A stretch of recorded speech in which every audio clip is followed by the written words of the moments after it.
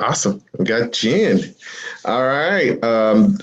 Laurent's tied up, so he may make it a little bit late.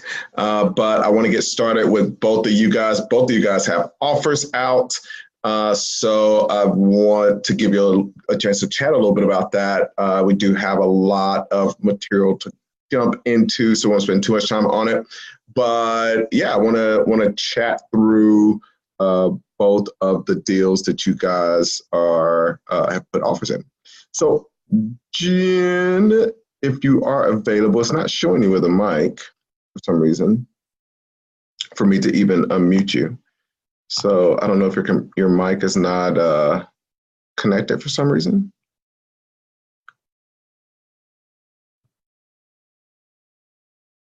So maybe if you're able to talk, Jordan, I'm going to unmute you on my end. If you're able to talk, go ahead and unmute. Yep. Awesome. All right, let's chat about your deal first, and then we'll get Jen figured out. Sure. So the deal is it's an offline deal. Mainly, there is an online component to it. Distribution company of outdoor mats, polypropylene mats. So came across this deal locally in a brokerage in my hometown in Winnipeg, probably about 4 months back.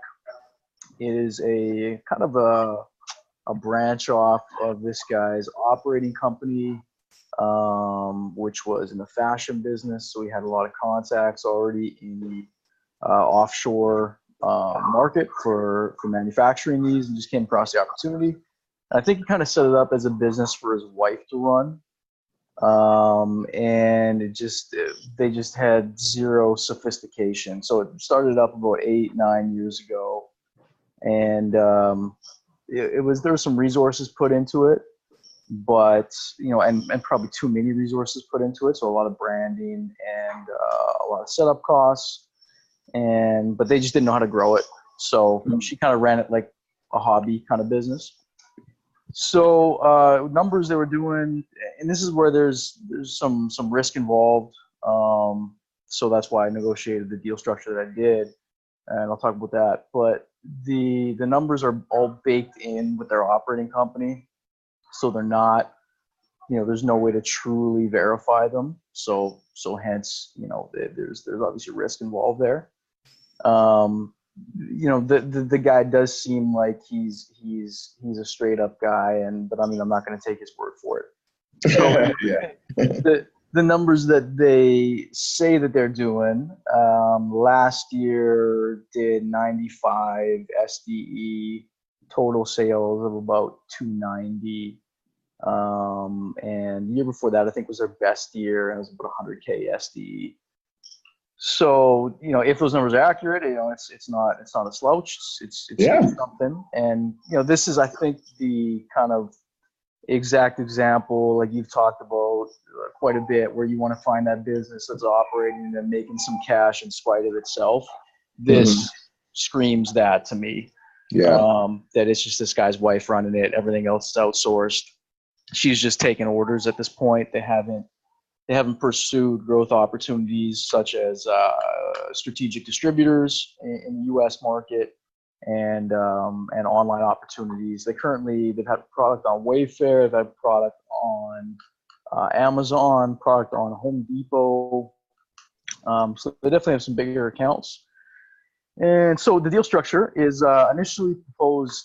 I wasn't gonna put anything down on this, no matter. There was zero case that I was putting anything down. There's just too much risk there. So, about 4 months ago, they listed the business for 300K, which is just absolutely insane. And obviously didn't get any takers. I offered at the time 15% equity in the new entity that I would set up, because he's obviously preaching how there's a bunch of growth potential, and it's like a $3 million market. So I said, oh, that's great. I think that's fantastic. And if you want part of that upside, here you go. And so he obviously balked at that at the time, because he thought he's still kind of delusional that his business was worth any amount of money, and then didn't get any takers. And 3 months later came back to me and said, hey, let's talk. So what we ended up getting around to was zero down deal, no equity, a 90K over 36 months, monthly payments, no interest. So it works out to $2,500 a month.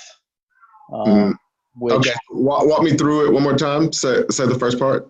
Yep, $90K purchase price. Okay. 0 down. Nice. Yep, and over 36 months, no interest. Love it. And that gives you time to make sure that what they're doing is that what they're saying they're doing is what they're really doing. Exactly. So I feel like we can get in there within 3 months, really figure out if it's something that is actually doing anything, and more so than that, find out if there really is these growth opportunities that we can take advantage of and leverage. And after 3 months, if we walk away, worst case, $7,500, mm-hmm. which I feel at that price is well worth the opportunity. Oh yeah. Like, I mean, really, you should at least break even. It's just a matter of, if it's not going to make enough money, then you just don't want to give up the time to make it work. Yep, exactly. So I got a couple strategic partners that I'm hoping to bring in and run the day-to-day. And yeah, so hoping to, this guy was just traveling over in Asia, visiting some of his factories. So he's back actually today. And we're just going to negotiate the details and sign off in an LOI, and due diligence would start July 1 is the idea. Excellent, man. That is awesome. I saw what did you decide to do? We shot over the LOI. What do you with the initial kind of breakdown? Did you just go ahead and shoot that email to them, or how did you end up doing that? No, not yet. We're going to just figure out the details in plain English first, and then I'll plug it into an LOI. It seemed that the LOI to me seemed pretty complex. Yeah. So I don't know if we'll need all of that. I'll probably go through and cut out. Exactly.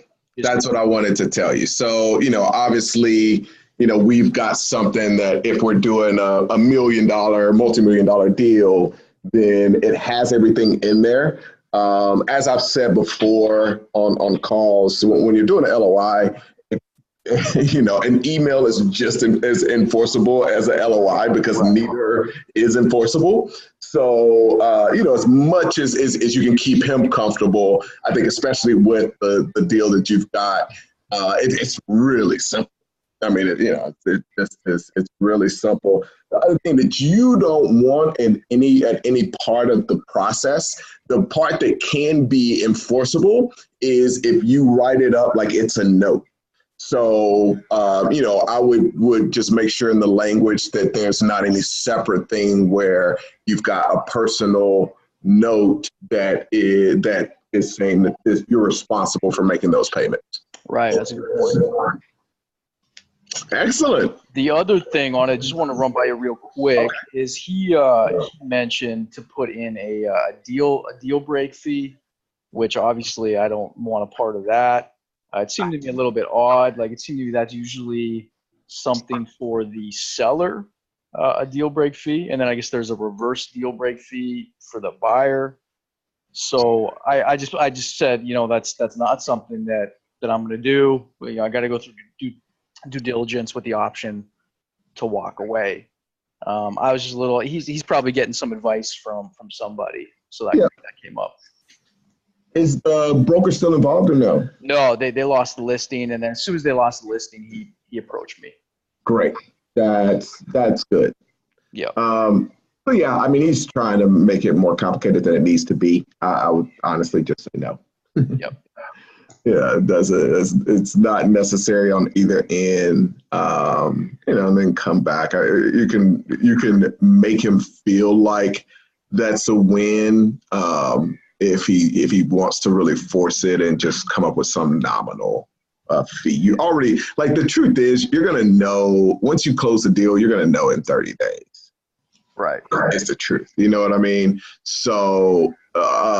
Even if it is a deal break, I mean, there's just no, there's not really, because a deal break fee would be before you even close the deal, which even if let's say it was $2,500, why wouldn't you still just close the deal and pay the $2,500, see what you can do in those 30 days, and then still walk away from the deal?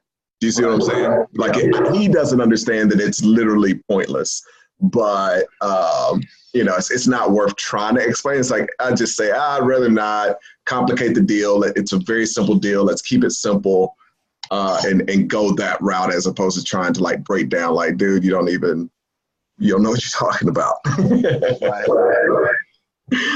Yeah. Any other questions on that one? No, I'm sure I will have a few for you when we actually get to, writing up the contract and maybe going through due diligence for nothing else right now. Congrats, man. I love that structure. That's anytime you can get in and start playing with the business and not have to pay anything up front. That's a beautiful thing. Heck yeah.